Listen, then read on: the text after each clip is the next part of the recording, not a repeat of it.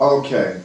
So basically, like it's this spiritual or philosophical thing that I'm realizing that it's kind of like if you don't speak something into your existence or you don't think about it, it's hard for it to become part of you or part of your life, part of your spirit. And I see that as something that's really important with this because I think there's a motivation for learning Europe, but then learning like another language. Like a lot of people learn English so that they could do business or go to school or do these jobs. What are some of the reasons North Americans, Brazilians, Africans, and Africans in Europe and Europeans should be learning Yoruba? What are some of those motivations on various different levels? So some of the ones that I have already that people have said. So a lot of African Americans learn it because either they find out that they have Nigerian, particularly Yoruba heritage, and they want a way to connect. So I've Yeah. had a student say that she never felt like English was her first language, even though it was. She didn't feel like it was her true language. So learning Yoruba has helped her connect to, where she really comes from. Some people learn because it's their heritage. They don't want to lose that. And we are actually at a point where Yoruba could really be extinct very soon because a lot of people aren't teaching their children. A lot of people, if they're not teaching their children, that means their children can't teach. I mean, most of my friends are all like Nigerians. None of them can speak it.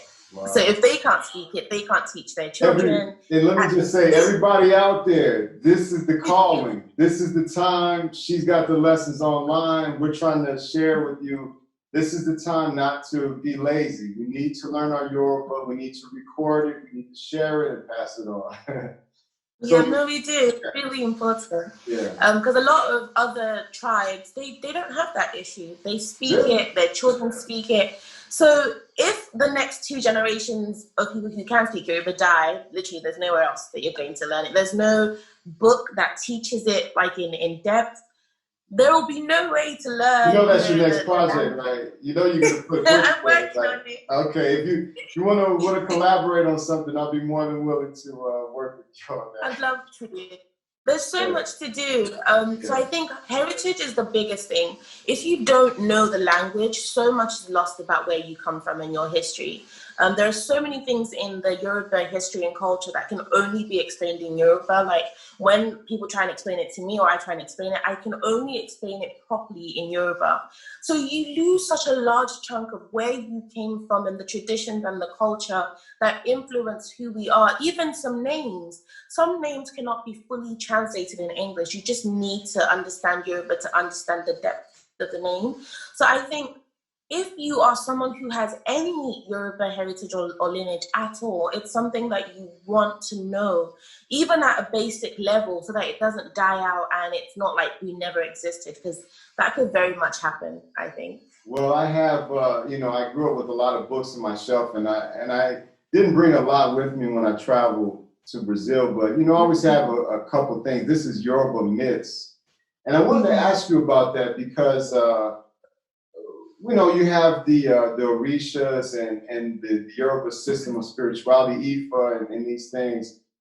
The connection with vibration and nature, is that what you're referring to when you say some things, like, because a lot of these myths, they talk about connections with like the sun or the land or water or energy and things like that. Is that what you're referring to? Explain, give us an example of a concept that's very difficult to explain in English in your best way. You have a background as an attorney, so we'll hope that you can, in your best way, give us a summary of something like that.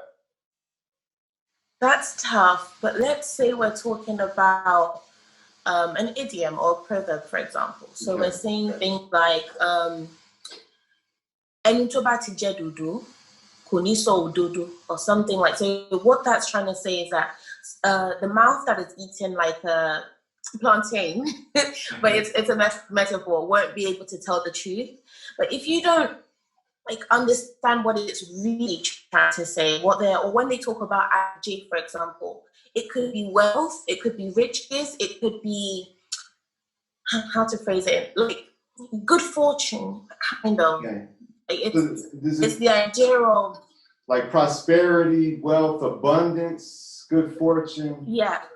Things like So that. even that, just trying to explain it in English, we have to find all these different words to explain what Ajay itself means. When if you just know what it, so sometimes you can read it in the context as money. Sometimes it's prosperity. Sometimes it's like profit. When you like, there's so many different ways that you have to explain it in English. Whereas if you spoke Yoruba, you know exactly what it means in each sentence. So it's just little stuff like that, or a proverb that when you translate it literally, it just would never mean what it was intended when you said it in Yoruba. No English phrase can adequately translate it or explain it so you understand its true intention.